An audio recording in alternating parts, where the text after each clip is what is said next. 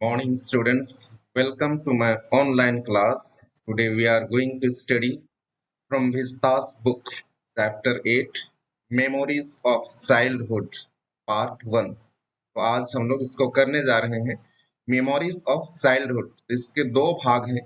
पहला भाग जो है झिटका लासा जो लेखिका है उनके द्वारा लिखा गया है, my long hairs were cut, और दूसरा Bama, we are two human beings. तो ये दो भाग में लिखा गया है। तो आज हम पहले भाग में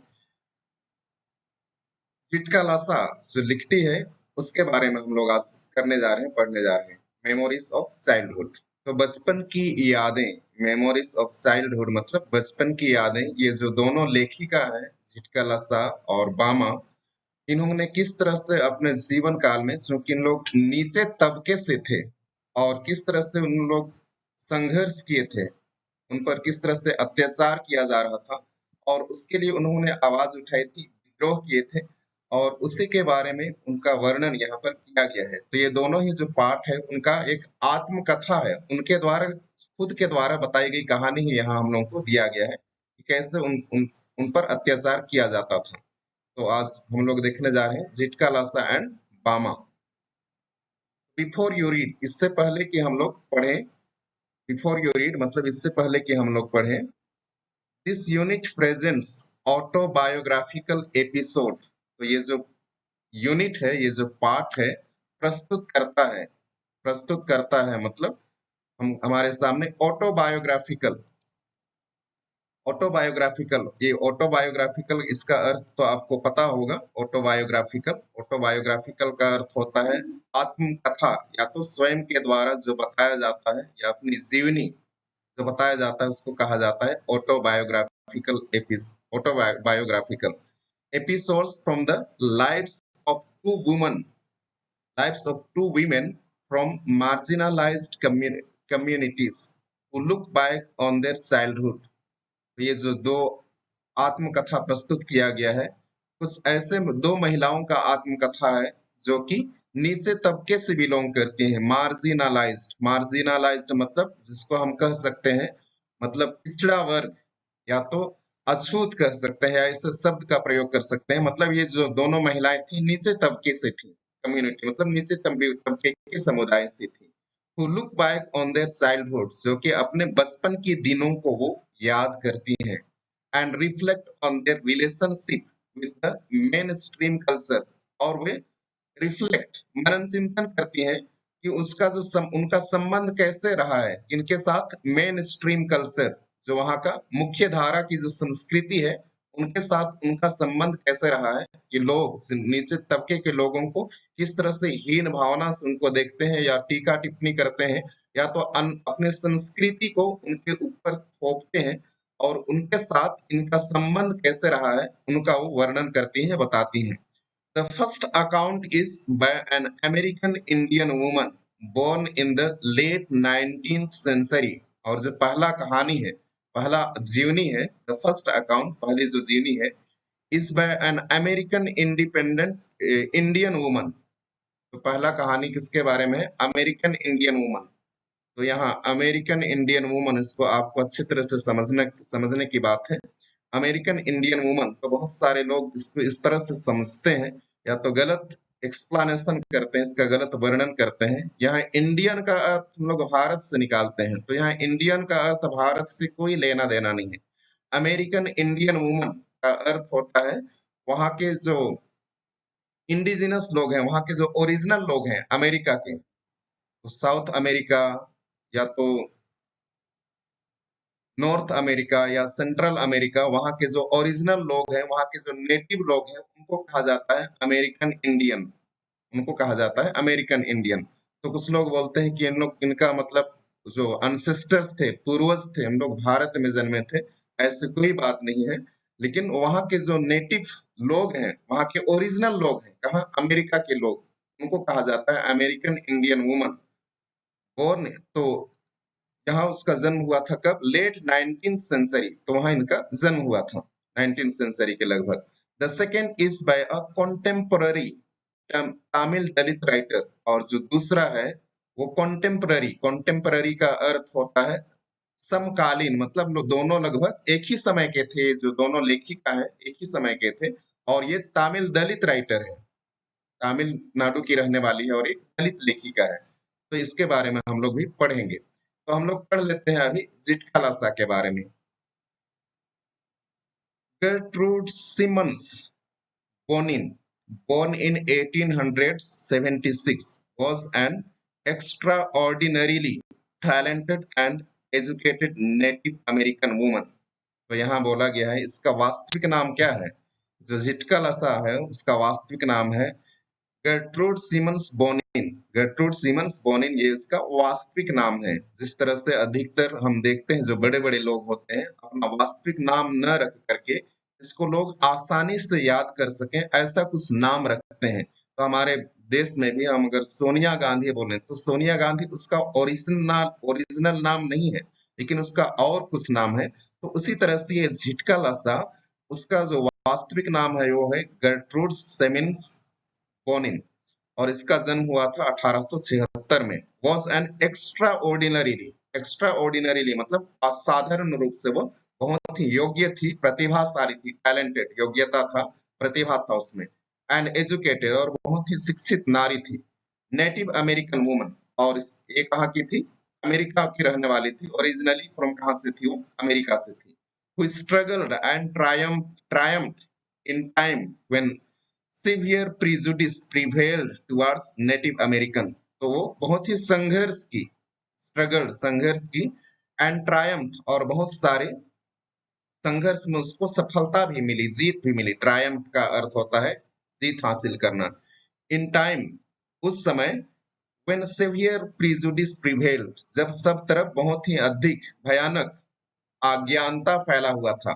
प्रिवेल्ड का अर्थ है फैला हुआ था और यहाँ प्रिजुडिस का अर्थ होता है अज्ञानता से केवल नहीं, लेकिन प्रिजुडिस का अर्थ होता है जब हम किसी के प्रति पहले से ही अवधारणा बना लेते हैं और उसको उसी रूप में देखते हैं। हम हकीकत में हम ये पता करने की कोशिश नहीं करते हैं कि वह हकीकत में किस तरह का व्यक्ति है, लेकिन हम उसके प्रति अवधारणा बना लेते हैं, नहीं उनका तो ऐसे ही करते हैं, लेकिन हकीकत कुछ और होता है। उसको कहा जाता है prejudice towards native American culture and woman. तो वहाँ यहाँ के जो नेटिव अमेरिकन या तो अमेरिका के जो ओरिजिनल ट्राइब था उनके प्रति और उनके महिलाओं के प्रति किस तरह का गलत अवधारणा था, उसके विरुद्ध में उन्होंने बहुत अधिक क्या किया था? संघर्ष किया था और उसमें बहुत बार उसको सफलता भी मिली थी। एज अ राइटर तो एक लेखिका के रूप में she adopted the pen name Zitkalasa. तो देखो अपना लेखिका के रूप में अपना वो पेन नेम मतलब अपना छोटा सा नाम रख लेती है जिटकालासा ताकि लोग भी उसको आसानी से याद कर सकें। And in 1900 began publishing articles और बात है 1900 ईस्वी की बात है। 1900 ईस्वी की बात है तो बहुत सारा चीज वो क्या करना शुरू कर दी, वो प्रकाशित करना शुरू कर दी। ओके 19 began publishing articles बहुत सारे लेख प्रकाशित करना शुरू कर दी। Criticising the Carlyle Indian school तो वह जिसमें आलोचना करती थी। कार्लाइल क्रिटिसाइजिंग मतलब आलोचना करना। द कार्लाइल इंडियन स्कूल का अर्थ होता है ये स्कूल उन लोगों के लिए था जो अमेरिका के जो ओरिजिनल व्यक्ति थे और वे नीचे तबके के लोग थे, उनके लिए स्कूल खोला गया था। और वहां बाद में बहुत सारे लोग जो यूरोप से आए जिनको कि गोरे लोग कहा गया, उनको व्हाइट व्हाइट मैन या व्हाइट वुमन कहा गया, उनको गोरे लोग कहा गया, तो जो कि अमेरिका से बाद में गए। तो इन लोग अपना संस्कृति उनके ऊपर थोपना चाहते थे और चूंकि ये लोग बहुत पिछड़े लोग थे अमेरिका में जो शुरुआत से वहां रहते थे और इंडिजिनस पीपल, तो उन लोग बहुत पिछड़े लोग थे और इसलिए इन लोग अपना संस्कृति उनके ऊपर थोपने के लिए उनके लिए विशेष करके उनके लिए स्कूल खोल रखे थे। ये कार्लाइल इंडियन स्कूल उनके लिए खोला गया था और यहाँ उनको कई तरह की संस्कृति उस पर थोपा जाता था। उनको शिक्षा दिया था गोरे लोगों के द्वारा ताकि उन लोग मेन स्ट्रीम जो कि सामान्य लोगों की मतलब जो संस्कृति है यूरोप के लोगों का, उनकी संस्कृति को उन लोग अडॉप्ट कर सकें, स्वीकार कर सकें और मेन स्ट्रीम मुख्य धारा से जुड़ सकें, ऐसा उनकी मान्यता थी। हर वर्ष क्रिटिसाइज्ड तो उसका जो कार्य था, उसका जो लेख था, वो आलोचना करता था क्या का? डोगमा का। ये डोगमा क्या होता है? डोगमा आपने सुना होगा, मतलब सेट ऑफ बिलीफ्स है, set of beliefs. Set of beliefs कहने का अर्थ है कि आप डोगमा, जैसे कि कुछ बड़े लोगों के द्वारा या धर्म के द्वारा कुछ ऐसी बातें कह दी जाती है जिसको कि कोई भी व्यक्ति स्वीकार कर लेता है बिना किसी क्वेश्चन किए वो उसको स्वीकार कर लेता है, उसको डोगमा कहा जाता है। अगर हम उदाहरण के रूप में देखें तो सती प्रथा भी क्या था, एक तरह का डोगमा ही था। जब उसका पति मर जाता था तो उसकी पत्नी को भी आग उसी चिता में उसको मतलब एक साथ ही जला दिया जाता था, और ये कोई भी इसको प्रश्न नहीं करता था, सवाल नहीं करता था, मतलब एक डोगमा के रूप में उसको हम लोग स्वीकार करते थे। तो इसी को कहा जाता है dogma, a set of beliefs. And her life as a native American woman was dedicated against the evils of operation, और उसका पूरा जीवन मतलब झिटका लस्सा का पूरा जीवन समर्पित था, डेडिकेटेड समर्पित था against the evils of operation, उस अत्याचार के खिलाफ जो कि ये जो गोरे लोग, वहाँ के जो ओरिजिनल लोग थे अमेरिका के, उन पर किस तरह से अत्याचार करते थे और उनके बीच में जो भी बुराइयां थी उनके खिलाफ ये क्या कर मतलब बहुत सारे लेख लिखते थे और अपना संपूर्ण जीवन वो समर्पित कर दी थी। कौन? सिटका लसा। तो ये तो हमने अभी तक लेखिका के बारे में सुना, और यहाँ ये बामा है, हम इसको सेकंड पार्ट में पढ़ेंगे बामा के बारे में, जब उसका लेख पढ़ेंगे तो हम शुरुआत करते हैं पहला भाग को। तो यहाँ first first part, the cutting of my long hair, तो ये टाइटल है, cutting of my long hair, इटका लसन। The first day in the land of apples was a bitter cold one, तो ये पहली बार उस स्कूल में गई है, कार्लाइल नेटिव स्कूल, वहां पर वो गई है। फर्स्ट डे मतलब पहला दिन है। इन द लैंड ऑफ एप्पल्स मतलब उस स्कूल के आसपास और भी सेब के बगीचे होंगे, तो उसकी बात यहाँ कही गई है। बिटर कोल्ड वन, तो उस दिन थोड़ा अजीब का ठंडा था, बहुत दूसरा ही ठंडा था, बहुत जोर की ठंड थी उस दिन। और the snow still covered the ground, क्योंकि जो बर्फ था अभी तक पूरा मैदान को क्या कर दिया था, ढक दिया था, कवर ढक दिया था ग्राउंड को, मैदान को। एंड द ट्रीज वेर बेर, और जो पेड़ थे वो खाली थे, बेर बेर मतलब नंगे थे, नंगे थे कहने का अर्थ है पत्ती विहीन थे, जो पेड़ थे उसमें कोई भी पत्ती ना फल कुछ नहीं था, उन लोग केवल बर्फ से ढके हुए थे। A large bell rang for breakfast, एक विशाल घंटा, बेल का अर्थ है यहाँ घंटा, रैंग बजा, फॉर ब्रेकफास्ट क्या के लिए, नाश्ता के लिए एक बहुत बड़ा घंटा बजा। Its loud metallic voice crashing through the belfry overhead and into our sensitive ears, तो ये इतना आवाज था, लाउड मतलब बहुत अधिक आवाज था, और उसका ये जो धातु, जो घंटा था उसका जो धातु था उससे जो आवाज निकल रही थी, crashing through the belfry, जो निकल रही थी टकराते हुए, क्रैशिंग थ्रू टकराते हुए, कैसे? Belfry. ये बेल फ्राई क्या होता है? आपने चर्च इत्यादि में देखा होगा, जो ऊंचा ऊंचा जो मीनार के समान, ये जो मीनार होता है, और उसमें चारों तरफ से एक थोड़ा सा मतलब खिड़की के सदृश, झरोखे के सदृश एक मतलब जगह होता है, ताकि उसमें से जो बड़ा-बड़ा घंटा लगा होता है उसका आवाज दूर तक जाए, उसी को कहा जाता है bell fry.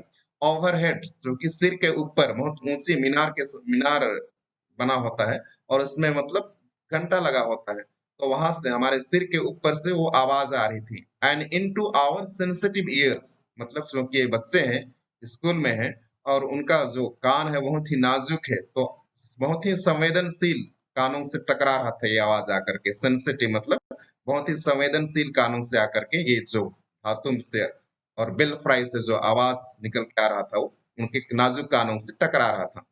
The annoying clatter, annoying, annoying का अर्थ है मतलब परेशान करने वाला, नाराज करने वाला, क्लैटर, क्लैटर का अर्थ है खड़खड़ाने की आवाज, ऑफ शूज, जूते की खड़खड़ाने की आवाज, ऑन बेयर फ्लोर्स, बेयर मतलब यहाँ पर ठीक वही है, नंगा होता है इसका जो वास्तविक अर्थ होता है, लेकिन यहाँ बेयर का अर्थ है खाली से, जो फर्श था उसमें कुछ भी चटाई या दरी बिछा हुआ नहीं था, तो उसमें जब इन लोग जूते पहन करके चल रहे थे तो खड़खड़ाने की आवाज सुनाई दे रही थी, और उस आवाज से गेव अस नो पीस, इनको किसी भी तरह का शांति नहीं लग रहा था, इन लोग परेशान हो रहे थे। कौन? जो भी विद्यार्थी उस स्कूल में पढ़ने आए थे उन लोग।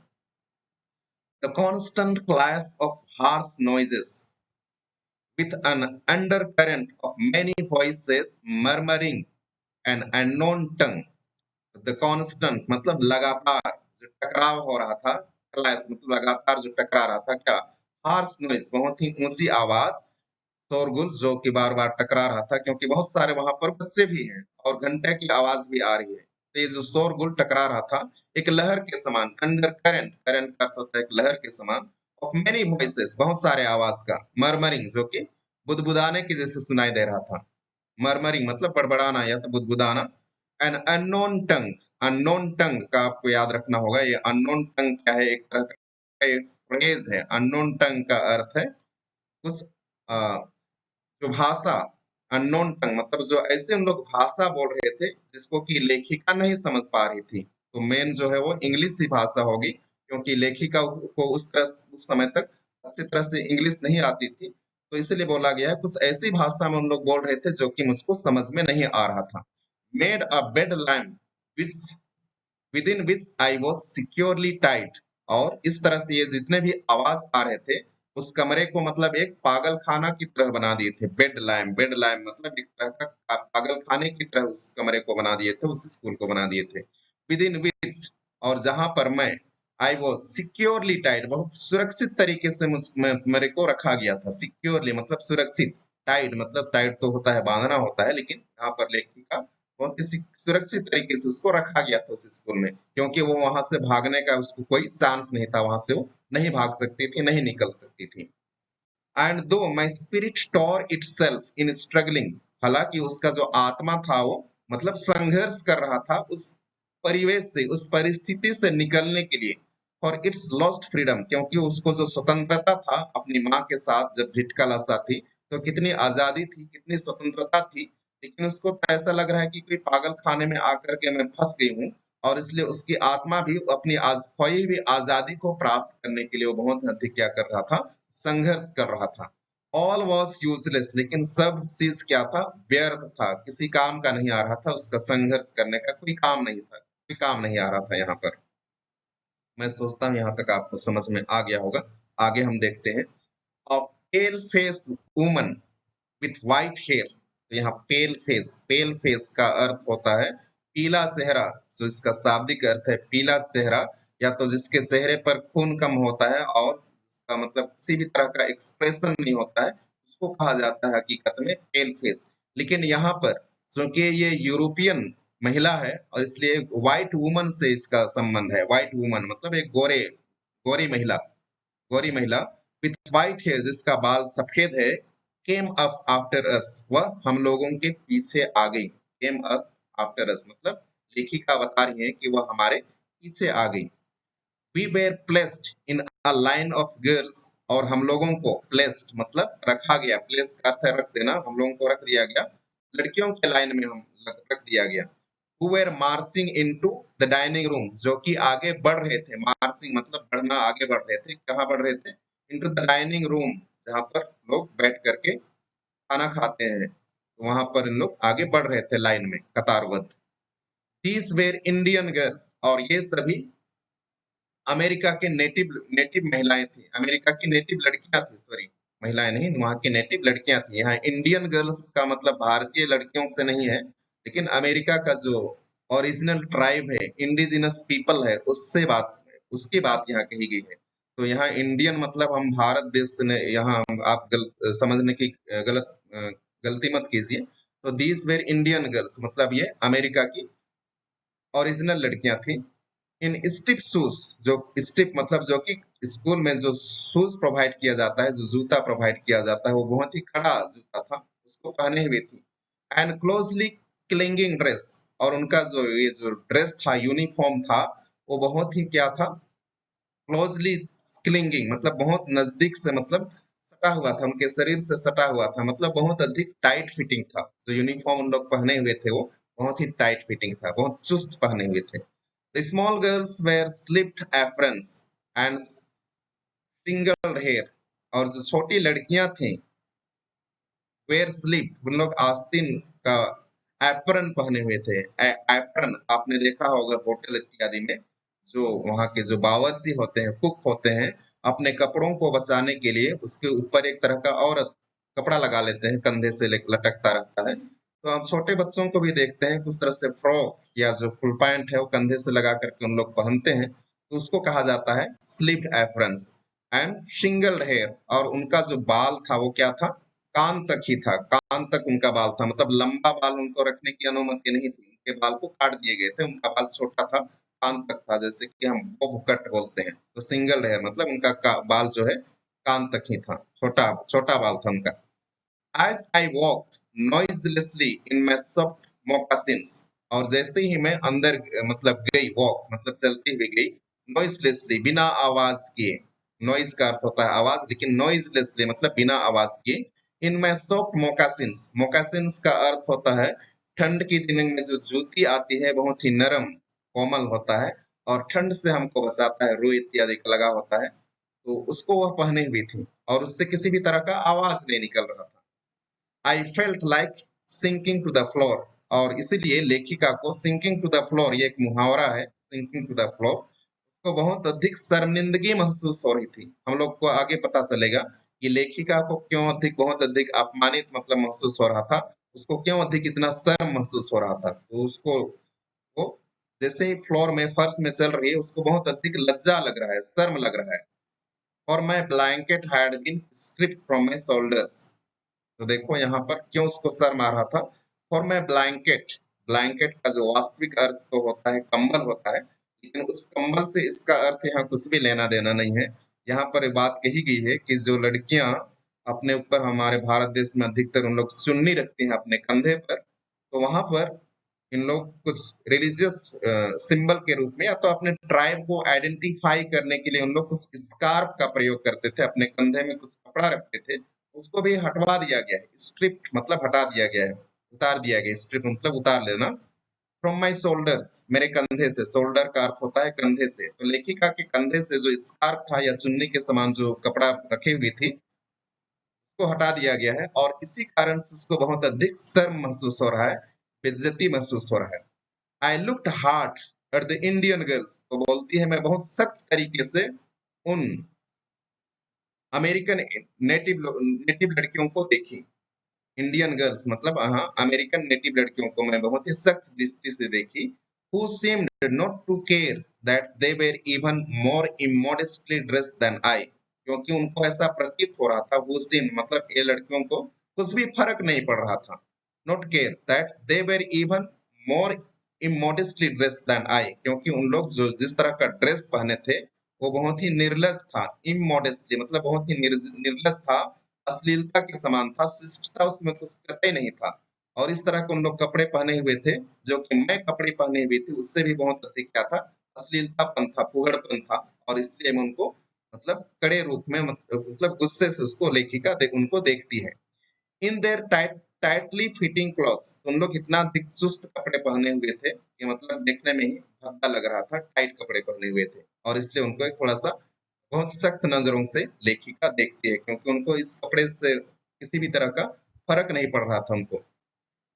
While we marched in, और जब हम लोग अंदर गए, कहाँ, भोजनालय में, जहाँ पर उनको खाना मिलता है, वहां पर उन लोग अंदर गए। The boys entered at an opposite door, और जो लड़के लोग थे वहां, और भी कुछ लड़के लोग भी थे, तो उन लोग वहां के ठीक सामने वाले दरवाजे से, अलग अलग दरवाजे से घुस रहे हैं, लड़कियां अलग दरवाजे से, और उसके ठीक उल्टे के दरवाजे से लड़के लोग घुसे, opposite door. I watched for the three young braves who came in our party. I watched तो लेखिका बोल रही है मैंने देखा, और थ्री यंग ब्रेव्स, कुछ तीन छोटे बहादुर, ब्रेव्स का अर्थ है बहादुर लड़के लोग थे, who came in our parties, जो शायद अभी अभी उन लोग भी पहले दिन ही स्कूल आए हुए थे, लेकिन उन लोग काफी बहादुर थे। I spied, I spied them in the rear ranks। यहाँ spied, spy का अर्थ तो जासूसी करना होता है वास्तविक अर्थ, लेकिन यहाँ पर लेखिका उनको देखी, यहाँ पर देखने से है। I spied मतलब लेखिका उनको देखी, then in the rear ranks, rear ranks का अर्थ है पीछे की लाइन में उन लोग खड़े थे, तो उनको पीछे मुड़ करके शायद देखी होगी। Looking as uncomfortable as I felt, और उन लोग भी उतना ही असहज अनुभव कर रहे थे, अनकंफर्टेबल मतलब असहज अनुभव कर रहे थे, जैसे कि मैं अनुभव कर रही थी, लेखिका ऐसा कहती है। A small bell was tapped, और तब एक छोटा सा घंटी बजा। Small bell was tapped, tapped का अर्थ उसको थपथपाना या तो उसको बटन से प्रेस करना, तो कि घंटी बजता है, तो एक छोटा सा घंटी बजा। And each of the pupils drew a chair, और हर विद्यार्थी, प्यूपिल्स का अर्थ है हर स्टूडेंट या तो हर विद्यार्थी, ड्रू अ चेयर, उन लोग कुर्सी खींच लिए, from under the table, table के नीचे से, मेज के नीचे से हम लोग कुर्सी खींच लिए। अगर आपने हॉस्टल में रहे हैं या तो कोई मेस जहाँ पर एक साथ बहुत सारे व्यक्तियों के लिए खाना पड़ता है, तो उनके लिए बहुत एक बड़ा हॉल के समान कमरा रहता है, भोजनालय रहता है, जहाँ टेबल और कुर्सल कुर्सी लगे होते हैं। तो जो टेबल के नीचे कुर्सी को मतलब घुसा दिया जाता है, तो जब पहली घंटी लगी तो सब लोग टेबल के अंदर, टेबल के सटा करके जो कुर्सी था उसको थोड़ा पीछे खींच लिए। Supposing this act meant they were to be seated, I pulled out mine and at once slipped into it from one side. तो लेखिका बता रही है कि मेरे को लगा, सपोजिंग दिस मतलब मेरे को ऐसे लगा, दिस एक्ट meant कि कुर्सी को खींचना मतलब सब लोग कुर्सी खींच करके बैठ जाएंगे, ऐसा लेखिका को लगा। तो बोल रही है आई पुल्ड आउट माइन, तो वो भी कुर्सी अपने अपना वो कुर्सी खींच ली, एंड एट वंस और तुरंत, slipped into it from one side, तो एक साइड से वो कुर्सी खींच करके बैठ गई लेखिका। But when I turn my head, लेकिन जब वो अपना सिर को घुमाती है, आई सो, वह देखती क्या है, that I was the only one seated, वह अकेली विद्यार्थी थी जो कि वहां बैठी हुई थी। तो आप अपने को भी सोचिए, अगर इस तरह का आप पहली बार कहीं हॉस्टल में हैं, अटेंड कर रहे हैं, और वही सब कोई खड़े हुए हैं, वहाँ का रूल और रेगुलेशन आपको पता नहीं है और घंटी लगी है और आप अकेले बैठ जाते हैं, तो कितनी बेइज्जती की बात होती है। सब लोग आपको घूर रहे होते हैं, आपका मज़ाक उड़ाते रहते होंगे और हँसते रहे होंगे। तो ऐसा ही कुछ स्थिति लेखिका के साथ घट रहा है। सब लोग अभी खड़े हैं कुर्सी को खींच करके, लेकिन लेखिका सोची कि बैठना होगा और वो बैठ गई जा करके। And all the rest at our table remain standing, लेकिन बाकी सभी लोग जो थे कुर्सी खींच करके उन लोग खड़े वहां पर खड़े थे, रिमेन स्टैंडिंग मतलब उन लोग अभी तक खड़े थे। Just as I began to rise, looking sidely around to see how chairs were to be used, और तब लेखिका को लगा कि अरे क्या हो गया है, और उसने उठने की कोशिश की, टू राइज, बिगैन टू शुरुआत की, टू राइज उठने की कोशिश की, लुकिंग साइडली, और वो शर्माती हुई इधर उधर वो देख रही है कि कैसे कुर्सी को मतलब यूज करना है, कैसे इसका प्रयोग करना है, बोल के वो इधर उधर देख रही होती है। और तब a second bell was sounded, तभी दूसरी घंटी की आवाज आई। All were seated at last, और जब लेखिका थोड़ा आधा उठ चुकी थी, उठ रही थी वो, उसी समय दूसरी घंटी लग जाती है और तब सभी कोई एक साथ बैठ जाते हैं। And I had to crawl back into my chair, तो देखो लेखिका उठ चुकी थी और फिर से दोबारा वो अपने कुर्सी में बैठ जाती है। क्रॉल बैक मतलब अपना कुर्सी में फिर से वो वापस बैठ जाती है, इनटू माय चेयर, अगेन दोबारा से। I heard a man's voice at one end of the hall, तो वह बताती है कि आई हर्ड, मैंने सुना, अ मैन्स वॉइस, एक व्यक्ति का आवाज, एक आदमी का आवाज को सुनती है। क्योंकि अमेरिका में अधिकतर ईसाइयों की संख्या है, तो हो सकता है वो व्यक्ति जो है वो प्रार्थना या तो बाइबल से कुछ पाठ पढ़ रहा होगा या तो प्रार्थना का लीडिंग कर रहा था होगा, प्रार्थना चला रहा था होगा, तो उसकी आवाज को सुनती है। एट वन एंड मतलब एक कोने में, ऑफ द हॉल, उस कमरे, बड़े कमरे के एक कोने में किसी व्यक्ति को आवाज सुनती हो। And I looked around to see him, और मैंने चारों तरफ उसको देखने का प्रयास किया। But all the others hung their heads over their plates, लेकिन बाकी सभी लोग, ऑल द अदर्स मतलब बाकी सभी लोग, हंग, हंग मतलब झुका, लटकाए बैठे थे। हंग मतलब लटकाए रहना, देयर हेड्स अपना सिर लटकाए हुए थे, ओवर देयर प्लेट्स अपने प्लेट के ऊपर अपना सिर लटका करके थोड़ा झुक झुक करके उन लोग अभी तक बैठे हुए थे, क्योंकि शायद प्रेयर चल रहा था।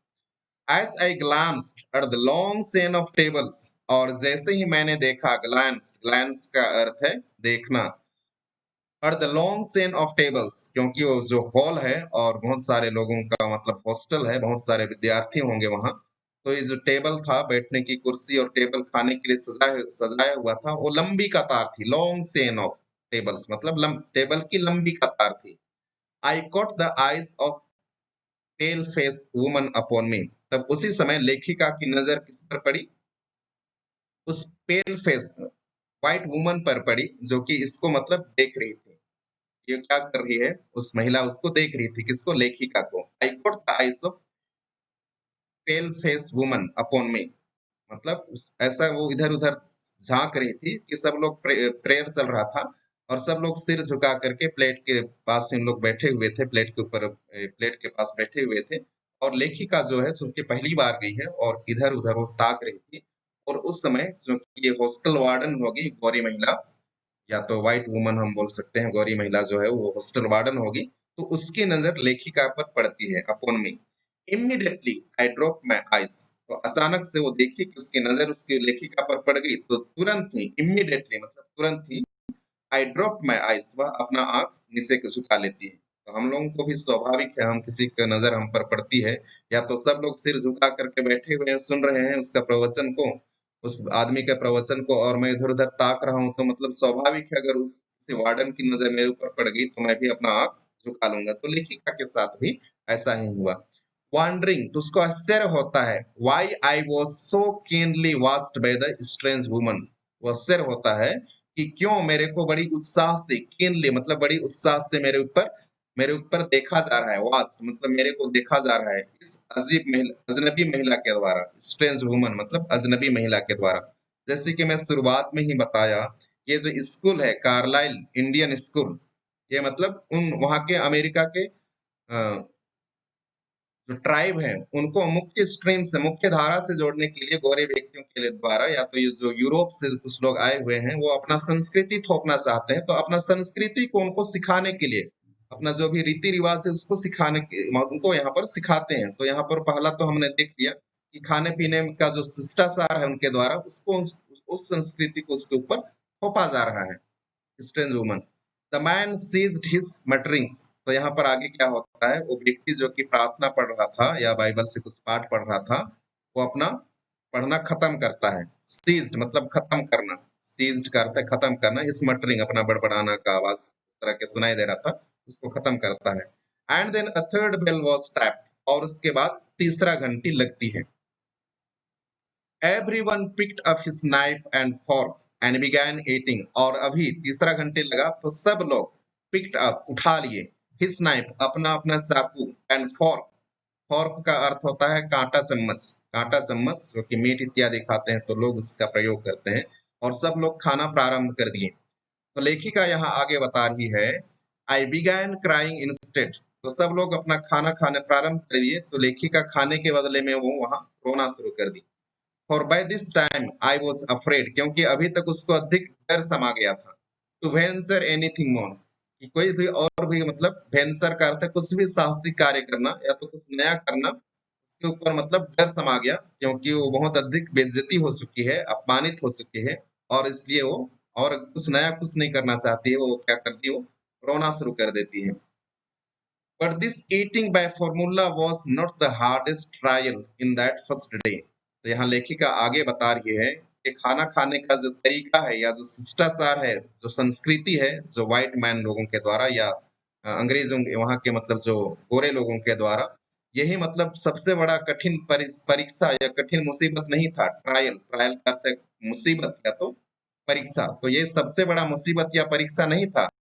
इन दैट फर्स्ट डे उस दिन ये यही केवल सबसे बड़ा परीक्षा या तो मुसीबत नहीं था बोलती है लेट इन द मॉर्निंग तो बोलती है बाद में सवेरे ही लेट इन द मॉर्निंग बाद में सवेरे my friend Judewin gave me a terrible warning तो मेरी सहेली जुडविन ने मेरे को एक बहुत ही भयानक वार्निंग चेतावनी दी टेरिबल टेरिबल मतलब बहुत ही खतरनाक या तो बहुत ही भयानक चेतावनी दी और ये चेतावनी क्या था जुडविन new a few words of English क्योंकि जुडविन को कुछ कुछ अंग्रेजी शब्द आता था वो कुछ कुछ शब्द वो जानती थी अंग्रेजी के and she had overheard वह सुन ली थी overheard मतलब किसी को बातें करते हुए सुन ली थी the pale face woman talk about cutting our long heavy hair और वो जो व्हाइट वुमन थी वो बातें कर रही थी किसी के साथ और वो बात क्या कर रही थी कि हमारे जो लंबे बाल हैं आवर लॉन्ग हेयर और जो हेवी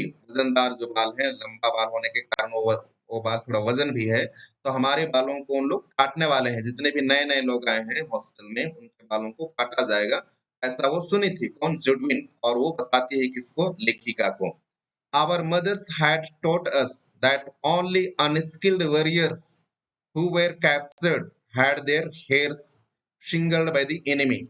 तो यहाँ लेखिका बता रही है अपने संस्कृति के बारे में। आवर मदर्स, वो बोल रही है कि हमारी जो माताएं हैं, हमारी जो मम्मी हैं, हैड टोट अस, वे हम लोगों को शिक्षा दिए थे, दैट ओनली अनस्किल्ड वॉरियर्स, केवल अप्रशिक्षित, अनस्किल्ड मतलब अकुशल योद्धा लोग जिनको कुछ आता जाता नहीं था, who were captured और जिनको बंदी बना लिया गया था, had their shingled by the enemy, और उनका बाल को शत्रुओं के द्वारा, इनिमी का अर्थ है शत्रुओं के द्वारा, उनके बाल को क्या कर दिया जाता था, काट दिया जाता था। शिंगल्ड बाय का अर्थ होता है काट दिया जाता था। तो यहाँ उनके माता पिता लोग उनको यही शिक्षा दिए थे कि जो अकुशल योद्धा होते हैं और जब उनको बंदी बना लिया जाता है तो शत्रुओं के द्वारा उनके बाल को छोटा कर दिया जाता था, उनके बाल काट दिए जाते थे। अमंग आवर पीपल, ये बोल रही है हमारे आदमियों के बीच में, या तो जितने भी अमेरिकन नेटिव हैं, अमेरिका के जो ओरिजिनल लोग हैं, उनके बीच में short hair was worn by mourners. तो जितने भी जिन मतलब मोर्नर्स का अर्थ होता है मातम मनाने वाले, शोक मनाने वाले।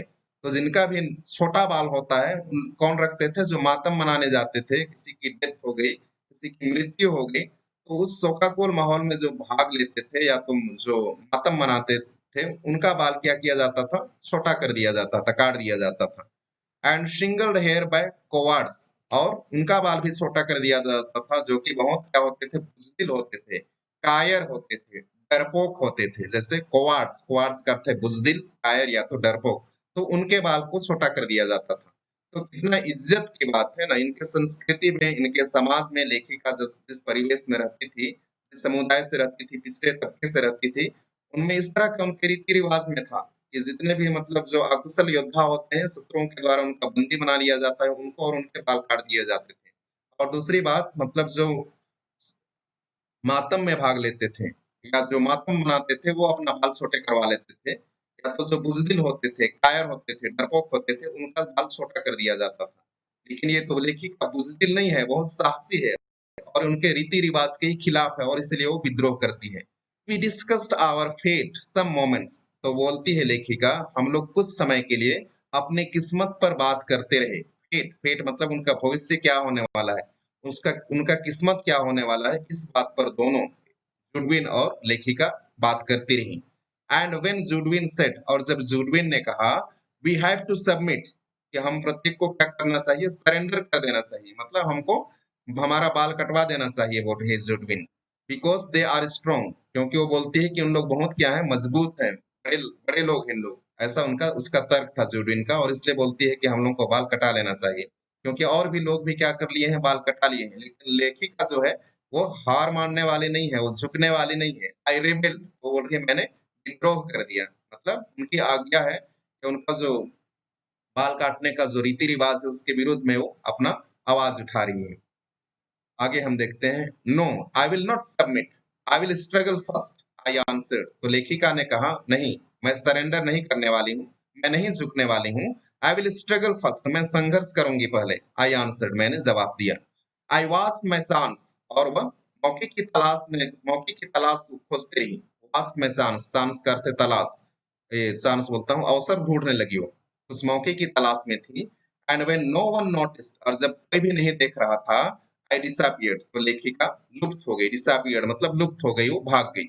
आई crept up the stairs as quietly as I should in my squeaking shoes, तो बोल रही क्रेप्ट अप मतलब बहुत ही सावधानी पूर्वक चलना, क्रेप्ट अप सावधानी पूर्वक चलना, the stairs as quietly as I could, तो उस स्टेयर्स में वो बहुत ही सावधानी पूर्वक सीढ़ी में वो चल रही थी जितना उससे संभव हो सके।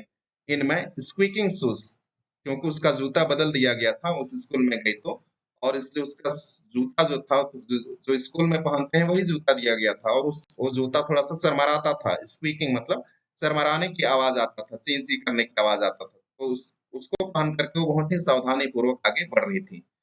My moccasins had been exchanged for shoes, तो देखो उसका मोकासिन्स मतलब बहुत ही सॉफ्ट जूता, जो कि ठंड के दिनों में पहना जाता है ठंड से बचने के लिए, तो ऐसा जूता पहनी हुई थी, उसको बदल दिया गया है और उसको दे दिया गया है क्या, दूसरा जूता जो कि थोड़ा हार्ड है, जो स्कूल में पहना जाता है। Along the hall I passed, तो बोल रहे एक बहुत बड़े कमरे से होकर के मैं गुजरी, without knowing whether I was going, और ये भी नहीं जान रही थी विदर विदर मतलब उसको वो कहाँ जा रही है, उसको ये भी नहीं पता था कि वो कहाँ जा रही है। विदर का अर्थ होता है कहाँ, where. Turning aside to an open door, तो वह एक खुले दरवाजे की तरफ मुड़ गई। I found a large room with three white beds in it, तो उसको एक बहुत बड़ा कमरा मिला और उस कमरे में 3 बेड थे जिस पर सफेद बेडशीट बिछा हुआ था। व्हाइट बेड्स मतलब उस पर सफेद कपड़ा बिछा हुआ था, बेडशीट बिछा हुआ था। The windows were covered with dark green curtains, और वहां की जो खिड़कियां थी, उस रूम की जो खिड़कियां थी, वेर कवर्ड ढका हुआ था विथ डार्क ग्रीन मतलब गहरा हरे रंग के पर्दा से। कर्टेन्स का अर्थ होता है पर्दा, गहरे हरे रंग के पर्दा से ढका हुआ था। Which made the room very dim, और जिसके कारण कमरा थोड़ा सा मतलब धुंधला हो गया था, अंधेरा हो गया था, थोड़ा सा डिम मतलब जो धुंधला, स्पष्ट नहीं दिखाई देना, तो कमरा थोड़ा सा धुंधला हो गया था। Thankful that no one was there, तो बोलते हैं कि बहुत ये तो अच्छा हुआ कि वहां कोई भी नहीं था जब जीत खालसा वहां पहुंची। I directed my steps towards the corner farthest from the door, वह अपना जो कदम था, डायरेक्टेड अपना कदम, कदम से वो धीरे धीरे और आगे कोना की तरफ चली गई। टुवर्ड्स द कॉर्नर मतलब उस कोने की तरफ चली गई, फारदेस्ट मतलब और आगे, फ्रॉम द डोर दरवाजा से बहुत आगे वो कोने की तरफ चली गई। ऑन माय हैंड्स एंड नीज आई क्रोल्ड, वह हाथ और घुटनों के बल पर वो क्या कर रही थी, क्रोल्ड मतलब रेंग रही थी, रेंगना, घुटनों और हाथ के बल। तो आप फोटो में यहाँ देख पा रहे हैं इस तरह से वो चल रही है, तो इस तरह से वो चल रही थी, क्रोल्ड अंडर द बेड मतलब बेड के नीचे वो ऐसा चल रही थी, हाथ और पैर के सहारे, घुटनों के सहारे।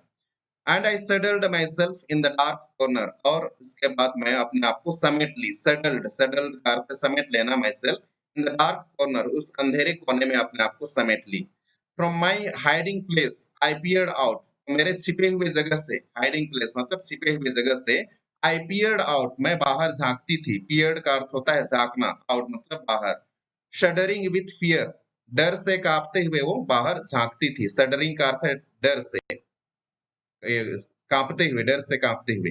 With fear whenever I heard footsteps near by, जब कभी वो किसी के पद सांप या तो किसी के कदमों का आहट सुनाई देता था, वो बाहर झांकती थी और उसको वो डर से कांपने लगती थी, कि ऐसा लगता था कि अरे अभी तो गई, कि हमको पकड़ ही लिया, इस तरह का।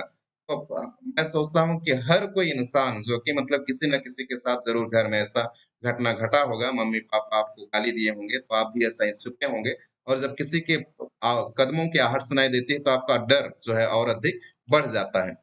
तो in the hall loud voice were calling my name, हालांकि इन द हॉल में बहुत मतलब जोर-जोर की आवाज़ मतलब सुनाई दे रही थी। सब लोग उसका नाम लेकर के उसको पुकार रहे थे।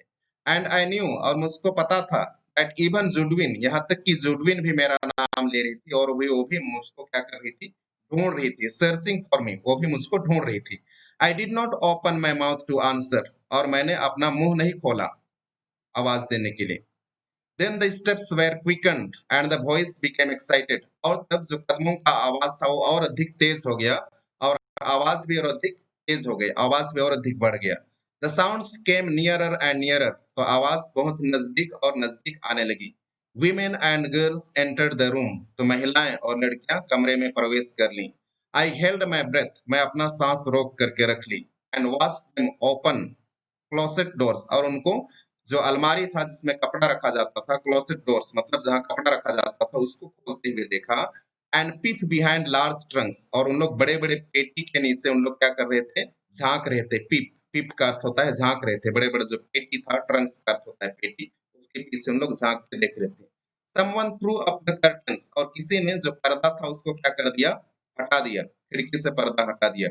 And the room was filled with sudden light, और जो पूरा जो कमरा था वो अचानक से प्रकाशमान हो गया, सडन लाइट मतलब अचानक से प्रकाशमान हो गया।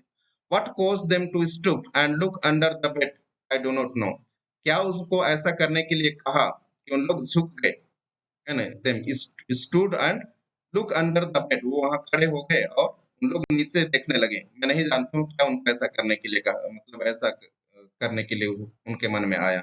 उन लोग नीचे झुके और बेड के नीचे देखे, मतलब पकड़ी गई है यहाँ लेखिका। I remember being dragged out, वो बोलती है मैं याद करती हूँ उन लोग मुझको घसीट के निकाले, ड्रैग्ड आउट मतलब मेरे को घसीट के बाहर निकाले। तो I resisted by kicking and scratching wildly, हालांकि मैंने उसका विरोध किया, किकिंग लात पांव मारते हुए, किक, हाँ, लात मारते हुए, एंड स्क्रैचिंग वाइडली, और खरोच मारते हुए बहुत ही जोर-जोर से।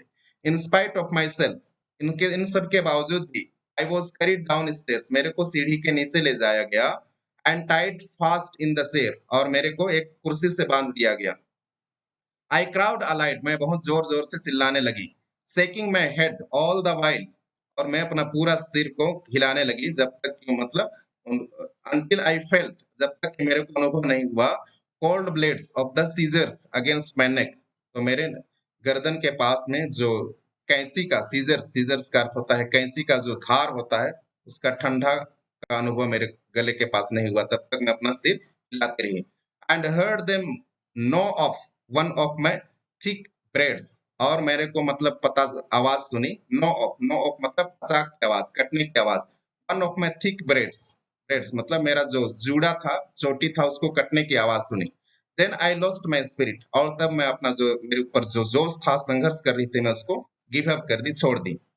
Since the day I was taken from my mother, तो जब से मैं मेरे को अलग कर दिया गया था, मेरी माँ से मुझको स्कूल ले जाया गया था, my mother, I had suffered extreme indignities, तो मेरे को बहुत अधिक बेइज्जती का सामना करना पड़ा था, बहुत अधिक शर्मिंदगी का सामना करना पड़ा था, बोल रही है। People had stared at me, लोग मुझको घूरते थे। I had been tossed about in the air like a wooden puppet, और मेरे को आकाश में मतलब एक लकड़ी के गुड़िए की तरह या कठपुतली की तरह आकाश में मुझको फेंक दिया जाता था, या तो सब लोग जैसा यूज करना चाहते थे मेरे साथ यूज करते थे। And now my long hair was shingled like a cowards, और मेरा जो अभी लंबी लंबी जो बाल था वो भी एक कायर की तरह, बुजदिल की तरह काट दिया गया था। इनमें एंग्विश, और मेरी व्यथा में, मेरी पीड़ा में, एंग्विश का अर्थ है पीड़ा में, आई मोन्ड, मैं कराह रही थी, और मैं मदर, मेरी माँ के लिए। But no one came to comfort me, लेकिन मेरे को कोई भी दिलासा देने के लिए, सहानुभूति देने के लिए कोई नहीं आया। Not a soul reason quietly with me, यहाँ तक कि एक भी इंसान मेरे साथ मेरे को दिलासा देने नहीं आया। As my own mother use to do, जैसे कि मेरी खुद की माँ ऐसा किया करती थी जब कभी मेरे को दुख होता था। For now I was only one of many little animals, क्योंकि मैं अभी तक केवल एक छोटे से जानवर के रूप में उनके बीच में थी। ड्रिवन बाय अ हर्टर, जो कि एक सरवाहा उसको क्या करता था, हाँकता था, एक सरवाहा उसको हाँकता था। इस तरह से हम देखते हैं कि किस तरह से वो अनुभव करती है, झिटका लासा जो है उसके ऊपर, मतलब किस तरह से अत्याचार हुआ था। और यहाँ जो हम मेन इस पाठ का जो हेडिंग है, कब लंबा बाल कैसे कट गए, और वो एक